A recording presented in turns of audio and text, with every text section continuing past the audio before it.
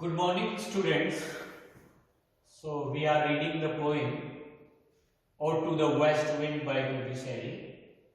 And in the last video, I told you, I explained you the introduction of the great poet Wedt. As I told you that Wedt is one of the romantic poets in English literature, and he is famous for writing lyrics, composing lyrics in English literature. One of the lyrics, "Ode to the West Wind," is prescribed in your course. "Ode to the West Wind." This is the ode by Wedt. Is in marked contrast to John Keats' "Ode to Autumn." This poem is completely a contrast to John Keats' poem "Ode to Autumn," which we studied earlier. Thou the season that called forth, the two poems is the same. If we talk about the season, autumn season is also described in John Keats' poem "Ode to Autumn," and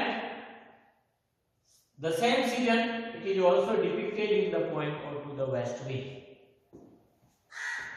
It concentrates its attention not on fruitfulness of the season, but on those aspects of it that precedes the death of the year and the bleakness of winter. So this poem, you can say that it is a contrast to, it is quite different to the poem of John Keats. It is quite different from the poem John Keats. So you can say that this poem it is contrast to the poem Ode to Autumn by John Keats. And yet its purpose is to look beyond the bleakness to the awakening, that is to be in the spring, beyond the winter. So in this poem, spring season has also beautifully been depicted by the poet, while in the poem of John Keats only autumn was depicted and the beauty of the autumn was depicted. While in this poem, the poet says that if autumn it brings sorrows or falling of the leaves in the nature and in the life, while spring it comes, then it brings new ideas, new thoughts and new happiness in your life. So spring is a symbol of hope, symbol of optimism in this poem. While in that poem, John Keats' poem "Ode to Autumn," the poet describes that autumn is not bad, autumn has also its music and autumn has its own beauty. All the melancholy it expresses is swept aside ultimately, and the poem ends on a note of hope or optimism. And the last line of this poem, that is very, very famous all over the world: if winter comes, can spring be far behind? There is a question mark. कि अगर जीवन में दुख आया है तो सुख के दिन दूर नहीं हो सकते. Winter is a symbol of sorrow, while spring is symbol of hope, symbol of happiness. From the first line to the last, the poem is nothing if not passionate and forceful. It moves constantly with the sweep and force of the wild wind it celebrates. So the impact of west wind has been depicted in this poem. In the first stanza, this poem it is divided into 5 parts.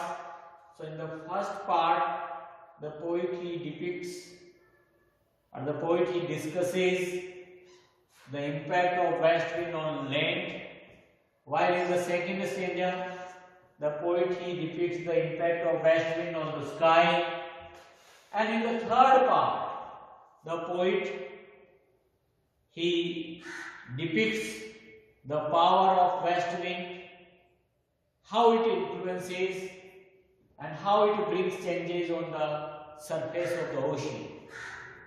And in the last two parts, the impact of west wind or the power of west wind, the poet he also needs in his life. As west wind, when it blows on the land and the sky and the ocean, it brings new changes of fog on them. Same thing the poet he wants also in his life. He needs the power of west wind in his life, because after the French Revolution the poet he became very sad, and his thoughts are almost dead. So, and he was unable to write new poems. So he wrote this poem, and he requires the power of west wind, when he says that if the power of west wind first in him, then he will write a poem for the humanity, and he would make a prophecy for the humankind, for those people who are living in now sad and unhappy atmosphere. So by writing a poem of optimism, he would like to give a message to the whole humanity that don't be depressed, because if sorrows they come in life, then after them happiness also comes. So people, you must not be depressed. You should not be depressed. If sorrows they are there in your life, then the days of happiness they are not very much far from you. So he says that if winter comes, can spring be far behind?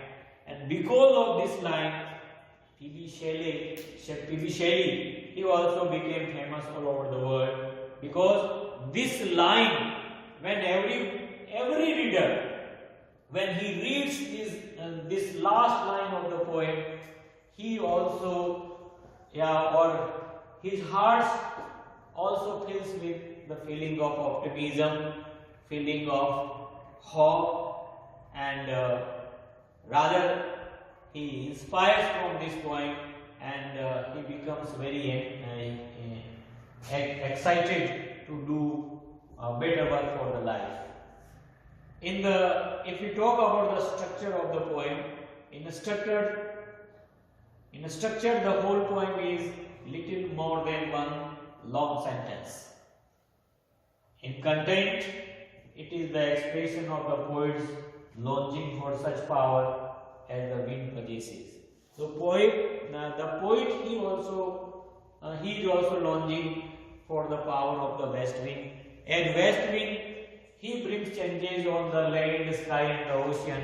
Same changes he also requires in his life through the power of west wind. So this is the introduction of the poem. This is the theme of the poem, and later we will discuss the poem line to line in next video. Thank you very much.